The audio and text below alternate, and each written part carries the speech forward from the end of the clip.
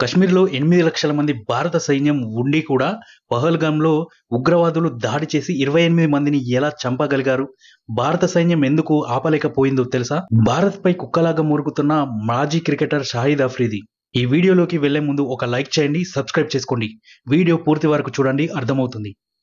ఈ షాహిద్ అఫ్రిది గాడు ఉన్నాడే, పాకిస్తాన్ మాజీ క్రికెటర్ మరీ ఎక్కువ గొంతు చించుకుంటున్నాడు. మొన్న పహల్గామ్‌లో ఉగ్రవాది దాడి జరిగితే మన సైన్యంపై గరమవుతూ మాట్లాడుతున్నాడు. నయాలాక్ నికమ్మే అంటున్నాడు. అంటే పనికిమాలినోళ్ళు, ఏమి చేతగాని వాళ్ళు అని అర్థం. కాశ్మీర్లో 8 లక్షల మంది సైన్యం ఉండి కూడా ఆ దాడిని ఆపలేకపోయారని పెద్ద మాటలు చెబుతున్నాడు. ఇది పెద్ద భద్రత లోపం అంటున్నాడు. అసలు వీడికేమైనా తెలుసా? మన కాశ్మీర్లో పరిస్థితులు ఎలా ఉంటాయో వీడికేం తెలుసు? ఉగ్రవాదులు ఎక్కడి నుండి వస్తున్నారో తెలుసా? ఏదైనా జరిగితే చాలు వెంటనే భారత్ పాకిస్తాన్ను నిందిస్తుందని పెద్ద పెద్ద డైలాగులు కొడుతున్నాడు. పటాకీ పేలినా కూడా పాకిస్తాన్ను నిందిస్తారు అంటున్నాడు వెటకారంగా. మన భారత మీడియా బాలీవుడ్ సినిమాలాగా డ్రామా చేస్తుందంట. గంటలోపే పాకిస్తాన్ను నిందించారంట. మరి ఉగ్రదాడి పాకిస్తాన్ వాళ్ళే చేశారన్నది నిజం కాకపోతే ఎందుకు నిందిస్తారు చెప్పండి? ఆధారాలు చూపించమంటున్నాడు. కళ్ళ ముందు అన్ని కనిపిస్తున్నా ఇంకా సాక్ష్యాలు కావాలంట వీడికి. కొందరు భారత క్రికెటర్లు ఏమైనా అంటే వాళ్ళ ఆలోచన విధానం బాగాలేదంట. చదువుకున్న వాళ్ళ బుద్ధులు ఇంతేనా అని ప్రశ్నిస్తున్నాడు ఈ అఫ్రిది గాడు. వీడు మాట్లాడే మాటలు వింటుంటే వీడు చదువుకున్న వాడిలాగా లేడు. ఉగ్రవాదులను వెనుకేసుకొస్తున్నట్లుగా ఉంది వీడి మాటలు. ఇంకా వీడు ఏమన్నాడంటే, ఏ మతమైనా ఉగ్రవాదాన్ని సమర్థించదని, 2 దేశాల మధ్య మంచిగా మాట్లాడుకుంటే సమస్యలు పోతాయని అన్నాడు. క్రికెట్‌ను రాజకీయాల్లోకి లాగొద్దని చెప్పాడు. ఇది మాత్రం నిజం. కానీ వీడు నోరు అదుపులో పెట్టుకుంటే మంచిది. మన భారత్ గురించి వీడు తప్పుగా మాట్లాడితే మనం ఎందుకు ఊరుకుంటాం? ఊరుకోకూడదు కదా. మన భారత సైన్యం గురించి వీడికి ఏం తెలుసు? వాళ్ళు ప్రాణాలకు తెగించి మనల్ని కాపాడుతున్నారు. వీడేమో పనికిమాలిన మాటలు మాట్లాడుతున్నాడు. వీడు అన్నాడు కదా ఒక మాట, కాశ్మీర్లో 8 లక్షల మంది సైన్యం ఉండి కూడా ఆ దాడిని ఆపలేకపోయారని. అరే బాబు, కాశ్మీర్లో అంతమంది సైన్యం ఉన్నా సరే ఉగ్రవాదులు ఎలా దూసుకొస్తున్నారో తెలుసా? దానికి చాలా కారణాలు ఉన్నాయి. మొదటిది ఏంటంటే, ఆ కాశ్మీర్ భూభాగం ఉంటుంది చూడండి, అది చాలా కష్టమైన భూభాగం. ఒక పక్క ఏమో పెద్ద పెద్ద కొండలు, ఇంకో పక్క ఏమో దట్టమైన అడవులు.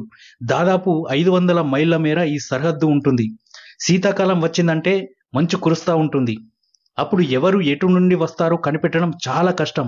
అట్లాంటప్పుడు ఉగ్రవాదులు దొడ్డిదారిన లోపలికి వచ్చేస్తారు.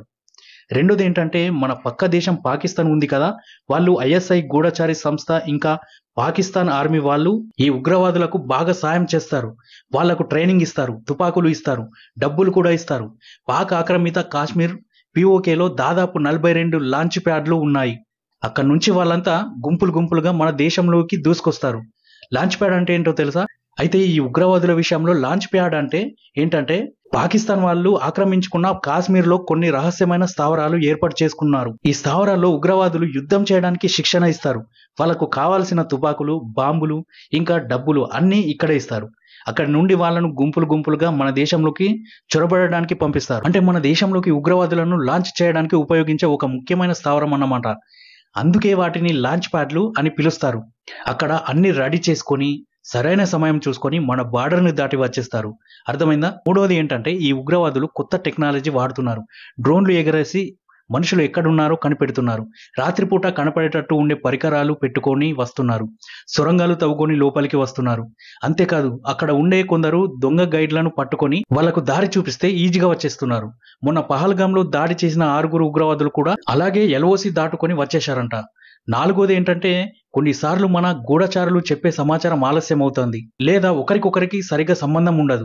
దానివల్ల ఎక్కడ ఏం జరుగుతుందో సరిగ్గా తెలియక ఉగ్రవాదులు లోపలికి వచ్చేస్తారు. ఇంకా కొద్దిమంది స్థానికులు కూడా వీళ్లకు సాయం చేస్తారంట.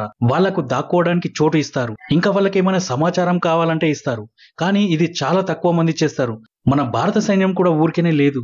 డ్రోన్లు పెట్టి, సెన్సార్లు పెట్టి, పెద్ద పెద్ద కంచెలు వేసి వాళ్ళను ఆపడానికి చాలా పెద్ద ప్రయత్నాలు చేస్తుంది. కానీ పైన చెప్పిన కష్టాల వల్ల కొన్నిసార్లు వాళ్ళు లోపలికి రాకుండా ఆపడం చాలా కష్టమవుతుంది. అందుకే అంతమంది సైన్యం ఉన్నా సరే ఉగ్రవాదులు లోపలికి చొరబడుతున్నారు. ఇది చాలా పెద్ద సమస్య. ఇది ఫ్రెండ్స్ అక్కడ బార్డర్లో జరుగుతున్న విషయాలు. ఈ వీడియో మీకు నచ్చినట్లయితే లైక్ చేయండి. ఇలాంటి మరెన్నో ఇంట్రెస్టింగ్ టాపిక్స్ కొరకు సబ్స్క్రైబ్ చేసుకోండి. Thank you for watching.